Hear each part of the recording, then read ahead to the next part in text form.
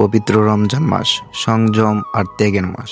কিন্তু এক ব্যাগ সাশ্রয়পূর্ণ কি জীবনের চেয়েও দামি? রাজধানীর উত্তরা 12 নম্বর সেক্টরে এই দৃশ্যগুলো আমাদের এক কঠিন বাস্তবতার সামনে দাঁড় করিয়ে দিয়েছে। টিসিবির টাক থেকে সাশ্রয়ী মূল্যে পণ্য কিনতে মানুষের দীর্ঘ অপেক্ষা। কিন্তু বীর যখন বিশৃঙ্খলায় রূপ নেই, ট্রাক চালক ট্রাক নিয়ে সরে যাওয়ার চেষ্টা করলেন, আর ঠিক তখনই শুরু হলো এক ভয়াবহ দৌড়। জীবন বাজি রেখে এক মুঠো ডাল কিংবা 1 লিটার তেলের জন্য চলন্ত ট্রাকের পেছনে ঝুলতে থাকলেন ক্ষুধার্ত মানুষগুলো। এই অন্ধ দূরের শেষটা হলো অত্যন্ত মর্মান্তিক। ট্রাকের পেছনে ঝুলে থাকা মানুষের ভিড় থেকে ছিটকে রাস্তায় পড়ে গেল এক নারী। এই ছবির দিকে তাকিয়ে দেখুন, এটি কেবল একটি দুর্ঘটনা নয়, এটি আমাদের বেঁচে থাকার লড়াইয়ের এক চরম নির্মম চিত্র। বাজার মূল্য ঊর্ধ্বগতি আর সাধারণ মানুষের সীমাবদ্ধতা আমাদের কোন পর্যায়ে নিয়ে যাচ্ছে?